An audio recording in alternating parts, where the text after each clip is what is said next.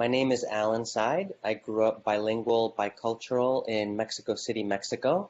I've been studying the process known as nonviolent communication, or NVC, since 1995. I began studying it with its creator, Marshall Rosenberg, and I've been a certified trainer since 2003.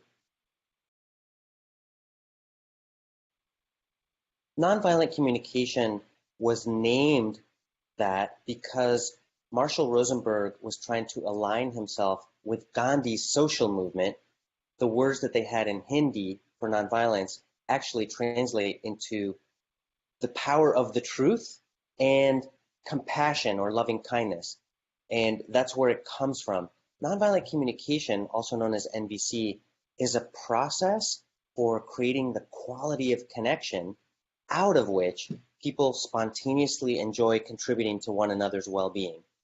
From the speaking side, it's a way of sharing my truth, speaking what's true for me, my perspective, in a way that's most likely to elicit a compassionate response from the other person, and that's most likely to result in my own needs being met in a way that's in harmony with other people's needs.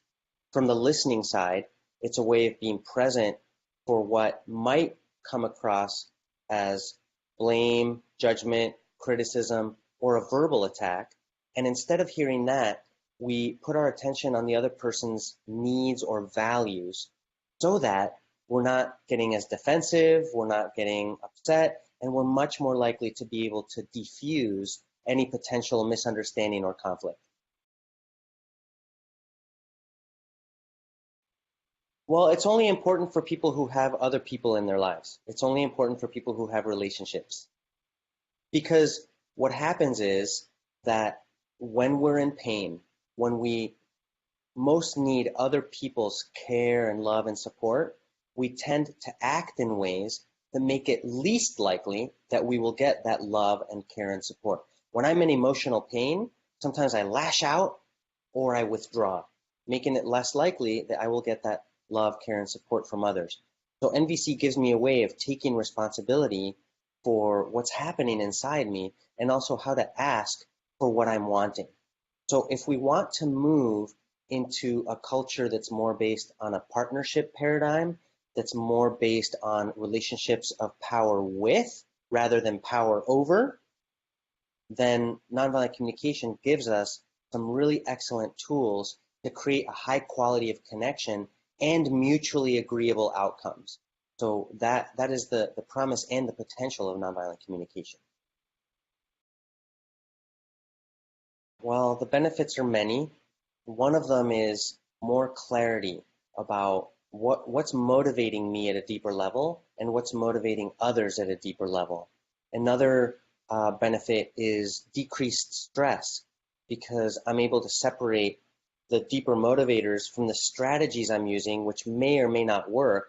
And once I decouple the two, I can find other strategies to meet my needs better.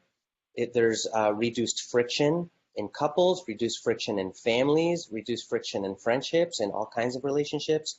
There's greater ease in preventing misunderstandings and conflicts. And there's I work also as a professional mediator, and this is one of the tools that I bring to my mediation skills. And with nonviolent communication, people can resolve their own conflicts. So it's more harmony, more connection, more depth in relationships, more enjoyment of each other, and a lot more clarity. Nonviolent communication can be used at the level of states, at the level of corporations, at the level of NGOs. Corporations do not have relationships with each other. It's the human beings in the corporations that talk with each other. Governments don't have relationships with each other. It's the human beings who are inside the government who have a relationship with each other. Everything about nonviolent communication works in the direction of creating a higher quality of connection. So when you have more trust, when you're creating a higher quality of connection, it's easier to prevent and resolve conflicts. The issue isn't so much whether nonviolent communication would be effective. The issue is more around, is there a willingness and is there a commitment at that level, both policymakers and the executive branch, to bring these things into effect. When I worked with Marshall, he had traveled the world for 35 or 40 years, mediating conflicts and training people. And he said all over the world, in every culture, people are playing one of two games. One of those games is called Who's Right and Who's Wrong. The other game is called How Can I Make Life More Wonderful? So if we have a commitment to the game Who's Right and Who's Wrong, we're not going to get out of the stuck places that we find ourselves in. If we change that commitment to working together, how can we make life more wonderful? I think a lot more is possible. Absolutely, nonviolent communication can be included as part of an overall way to addressing post-conflict situations in countries that have gone through war. I would address those situations with a robust toolbox of multiple methodologies. People who have been through trauma need a lot of support. One of the things nonviolent communication brings to the table is the power of empathy and the power of empathic presence and the power of being able to hold a space of shared mourning and grieving so that people can start to heal from the wounds of trauma and war. It also brings to the table the concept of radical honesty, of people being able to speak their truth in a way that is most likely to lead to understanding by the people listening. So it's when people have an empathy deficit, when there isn't enough deficit, that people seek vengeance and retribution, and the cycle of violence gets perpetuated and continued. So through the skills of empathy and honesty, this cycle of violence can be stopped in its tracks and the healing starts to begin.